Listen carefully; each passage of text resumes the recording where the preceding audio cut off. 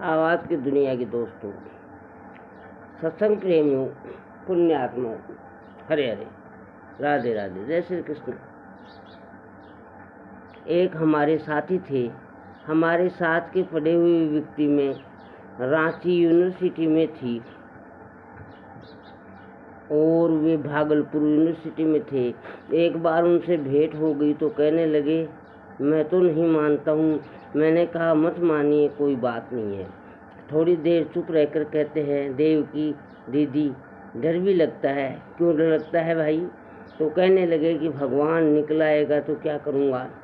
तो भाई, नहीं मानते हो तो मत मानो, फिर डरते क्यों हो? कहने लगे, क्या जाने, डर लगता है। ऐसा लगता है निकल आएगा तो क्या करेंगे। मैंने कहा, निकल आएगा तो मान लेना, ऐसी क्या बात है। उदाहरण रखा मैंने कि लोग केवल मुँह ज़बानी चर्चा ही कभी कभी कर सकते हैं कि हमको परमात्मा की ज़रूरत नहीं है, हम नहीं मानते हैं। लेकिन मैं तो कहती हूँ, मनुष्य के जीवन की रचना की योजना ही ऐसी है कि भगवान को बिना माने आपका काम भी नहीं चलता है।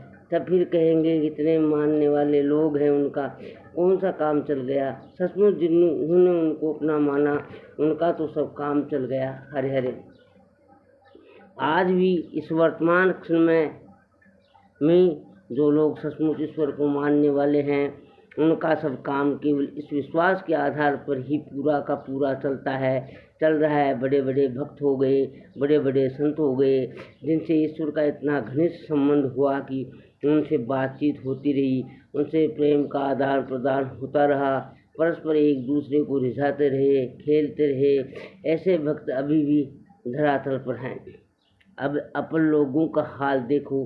अपनी दशा देखने के लिए इस तरह विचार करना पड़ेगा कि क्या मैंने सर्वसमर्थ परमात्मा को अपना नित्य संबंधी माना। ऐसा पूछो अपने से। अगर उसे ऐसा स्वीकार किया तो क्या मेरा जीवन भय और चिंता से मुक्त हो गया? अगर नहीं हुआ तो मैंने ईश्वर में विश्वास किया है, ऐसा जो मेरा कथन है, इस कथन में कहीं कुछ कमी है? नहीं तो चिंता नहीं होनी चाहिए थी, भय नहीं होना चाहिए था, जीवन में अभाव नहीं रहना चाहिए था, निरस्ता नहीं रहनी चाहिए थी, संसार में दृष्टि नहीं जानी चाहिए थी। कहीं कुछ कमी है? मैं ईश्वर विश्वास की दृष्टि से ईश्वर विश्वासी भाई बहनों की सेवा में ये निवेदन करती हूँ कि भाई, अधूरा विश्वास लेकर हम लोग क्या करेंगे। अगर मानना ही है परमात्मा को तो पूरा क्यों न मानूं। ये सब काम इसी समय पूरा हो जाए, क्या कमी रह गई। मीरा जी के समान हम लोगों ने ये कहना पसंद किया कि मेरे तो गिरधर गोपाल, बाकी इसका जो मीरा जी ने ग्रहण किया था वह भी कर लो। दूसरों ने कोई ईश्वर विश्वास के अतिरिक्त अन्य विश्वास जीवन में न रखना, ईश्वर संबंध के अतिरिक्त और किसी से कोई संबंध न रखना। आप कहेंगे, यहाँ के संबंधियों का क्या करें? तो भाई, सब परमात्मा के हैं।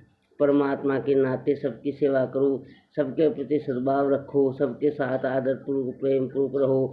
ऐसे थोड़ी है कि जिन लोगों ने ईश्वर से संबंध माना और संसार से संबंध तोड़ा, वे लोग संसार से रूठ कर भाग गए। अरे भाई, मेरा नहीं है, परमात्मा का है। इतना ही तो परिवर्तन करना है। सच्ची बात कौन सी है? मेरा कहना सत्य है कि परमात्मा का कहना सत्य है? परमात्मा का कहना सत्य है। आवाज़ की दुनिया के दोस्तों, अब देखिए, आपको एक मज़ेदार बात बताऊं। एक साधक है, काफ़ी पुराने सत्संगी है, उनके नगर में सत्संग हुआ। वहाँ के नागरिक उन सत्संगी भाई को बहुत आदर देते हैं, उनको बहुत मानते हैं। उन्होंने घर छोड़ दिया और वानप्रस्थ हो गए। उस नगर में जब मैं पहुंची तो वे सज्जन वहीं विद्यमान थे। सत्संग का कार्यक्रम चल रहा था। उनके संगी साथी लोगों ने मुझे कहा कि माताजी, उनके घर पर चलना पड़ेगा। मैंने कहा, उनका घर कहाँ है? उन्होंने तो घर छोड़ दिया है। तो बोले कि वही पुराना घर जिसमें पहले रहा करते थे और जहाँ बैठकर हम लोगों को 20 वर्ष सत्संग कराया है, हम लोग चाहते हैं कि उस स्थान पर आपको ले चलें। हम गए उनके घर। वहाँ जब जाकर बैठे तो बहुत से बच्चे, स्त्रियाँ, सयाने और पुरुष सब लोग आए मिलने के लिए। 2-4 बहुत ही सत्संगी और वेदांत के पढ़ने सुनने और कहने वाले संगी साथी लोग बैठे थे। एक एक महिला, एक एक बच्चा, एक एक पुरुष आकर बैठ जाए सामने और उनका नाम ले ले करके उसका परिचय कराया जाए। ये उनके भाई की स्त्री है, ये उनके भतीजे की पत्नी है, ये उनका लड़का है। 2-4 महीने सुन करके जो परिचय करा रहे थे समझदार लोग, उनसे मैंने कहा कि भाई आप लोग ऐसी तकलीफ तो मत दीजिए, उनको तो देखने लगे मेरा मुंह, ये क्या बात है।